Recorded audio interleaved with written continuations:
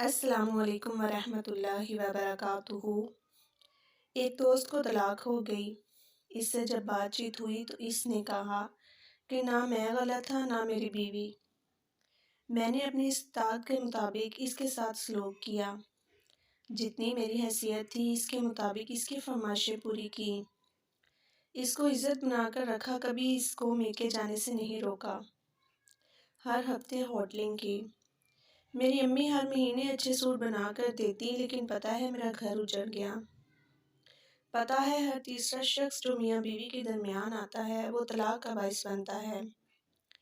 جب سے mobile phone عام ہوا ہے اس کی بدولت ہر تیسرا شخص لازمی میاں بیوی کے درمیان آ جاتا ہے، چاہے وہ ساس کی شکل میں ہے یا سالی کی شکل میں یا نند کی شکل میں ہے یا اس فرد کی شکل میں جو رشتوں کو توڑنے میں شیطان کا کام کرتا ہے۔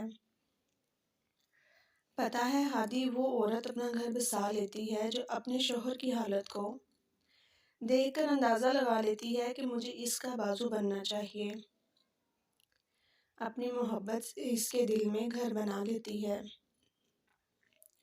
لیکن وہ عورت جو چاہے اپنی ماں کی یا اپنی بہن کی باتوں پہ کان دھرتے ہوئے اپنی زندگی خود اجیرن کر لیتی ہے، وہ کبھی اپنا گھر بسا نہیں سکتی۔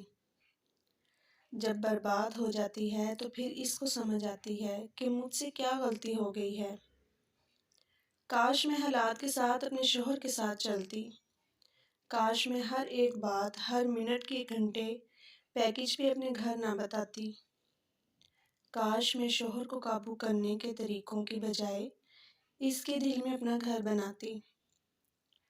پتہ ہے اپنے گھروں کو خود سنبھالنا ہوتا ہے، باہر والے تو بس کبھی آپ کو ہنستا ہوا نہیں دیکھ سکتے۔ مہنگے کپڑے، جوتے، گھومنا پھرنا یہ سب زندگی نہیں ہے۔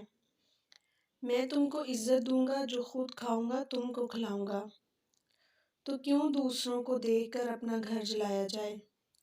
پتہ نہیں کیوں آج کی عورت یہ نہیں سمجھتی، جب سے موبائل فون آیا ہے تب سے شادی سے پہلے ہی کسی نہ کسی کی زندگی میں کوئی ہوتا ہے، اگر کوئی نہ بھی ہو تو شادی کے بعد جب شوہر کمانے جاتا ہے تو کوئی نہ کوئی ضرور آ جاتا ہے، جو ایک عام سی لڑکی کی تعریفیں کر کے اس کو اتنا چڑھا دیتا ہے کہ وہ اپنے شوہر سے بدظن ہو جاتی ہے، یہ سوچتی ہے کہ مجھ میں تو یہ خاصیت تھی، میری یہ سیلف رسپیکٹ تھی، مجھے تو نوکرانی بنائے رکھا۔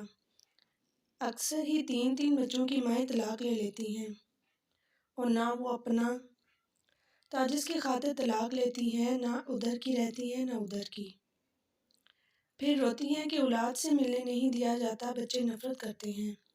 تو بس یہی کہوں گا کہ اپنی زندگی میں تیسرے بندے کو نہ آنے دیں، ورنہ طلاق مقدر بن جاتا ہے، چاہے آپ کی سگی ماں ہی کیوں نہ ہو۔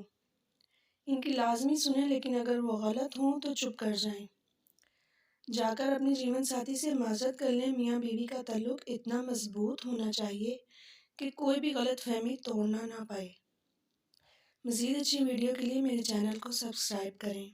شکریہ۔